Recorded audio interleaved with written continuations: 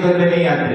हम किसी भी प्राणी को मारने से कतराते हैं कि हमें हमारे द्वारा किसी की हिंसा ना हो जाए। एक हाथी को मारकर भी नहीं कतराता है। जरा आ जाए तो अपने आप में डरता है कि मेरे किसी का अहित ना हो जाए। ये जो संस्कार हैं, ये साधु संत मंदिर के फायदे आपको कितने सारे बच्चे मिलते हैं। हम छत में एक बच्चा आया और जज बन गया था और कहा जी, जब वहां पर गया और देखा उसने कि यहाँ तो सारे लोग भले जज बन गए हैं, बड़े बड़े उस पर पहुंच गए हैं, लेकिन जब आचरण देखा उसको वो दंग रह गए कि ये सब व्यसनी लोग हैं, सारे के सारे लोग। कोई शराब पीता, कोई कुछ करता, कोई करता। तो उसने हमसे कहा कि महाराज ये सारे लोग इनकी पत्नी सब बैठकर एक साथ दारू पी रहे, एक साथ इतने काम कर रहे कि हम आपसे कुछ बता नहीं सकते। तो पर हमने कहा तुमने क्यों नहीं की? बोले हमने इसलिए नहीं की क्योंकि हम क्या हैं, हम मंदिर जाते हैं। हमने कहा मंदिर जाने का फायदा कितना बड़ा तुम्हें मिला कि तुम उनके साथ बैठ रहे हो, काम तुम कर रहे हो उनके साथ में रहकर, लेकिन इस प्रकार की गंदी हरकतें कर रहे हैं। ऐसी गंदी हरकतें तो जीवन में नहीं। ये मंदिर का क्या है, प्रभाव है। आज यदि तुम मंदिर नहीं जा रहे होते और तुम धर्म से नहीं होते तो आज वो शराब की बात तुम्हारे हाथ में भी होती। आज तुम भी क्या कर रहे होते, शराब पी रहे होते। आज तुम भी कर्म कर रहे होते, भले पदों पर बैठ गए हैं पर उनका जीवनचर्या क्या है, वह निकृष्ट है। तो इस प्रकार के कार्य आप भी कर रहे होते। आप उसको आए, काश हम यदि कहते हैं कि हमें मंदिर से क्या मिलता, मंदिर जाने से महात्मा भगवान ही तो बैठे, उसे क्या मिलता है, पर कितनी बड़ी मिली हमारे लिए जीवन में कि हमारे जीवन में व्यसनों से हमने अपने आप के लिए बचा लिया। ये साधु समागम का, ये मंदिर जाने के कितने फायदे हमारे जीवन में होते हैं, पर हम को समझ नहीं पाते कि हमारे जीवन में फायदा कहां से हो गया है। इस प्रकार पुण्य बढ़ता है।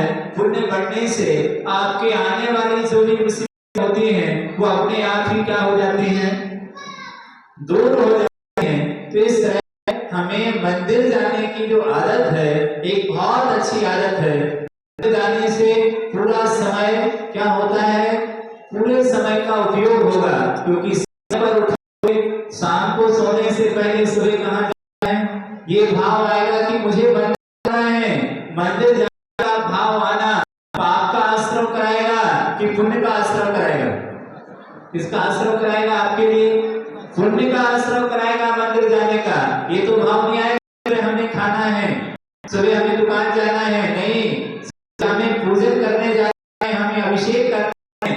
यदि आयु कर्म का भी बंद हो तो भी होती है तो में जाओगे, क्योंकि संकल्प क्या था, भगवान की पूजा करना था। ये संकल्प आपको ऊपर लेके जाएगा। संसार में आपने नहाया, और आपने नहाया किसके लिए, मंदिर जाने के लिए।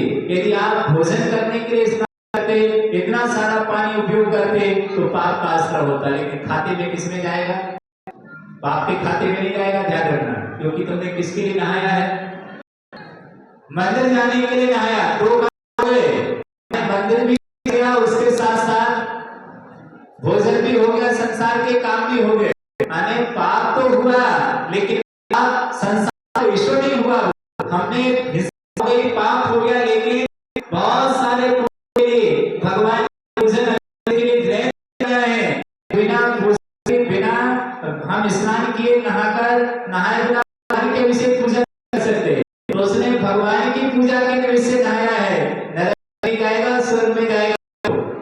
बहु पुण्य राशव साबद्ध वैसे वो पुण्य राशव। यदि बहुत सारा पुण्य करना हो, थोड़ा हो जाए तो चल जाता है। इसके तो गृहस्थ सारा कार्य होगा कि हमारे लिए भगवान के अभिषेक के लिए यदि जल प्रयोग करता है तो उसके लिए कोई अपराध नहीं होता है।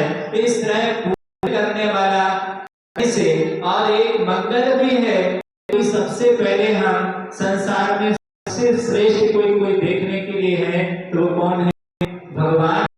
वह मंगल सबसे पहले हमने भगवान के दर्शन कर दिए।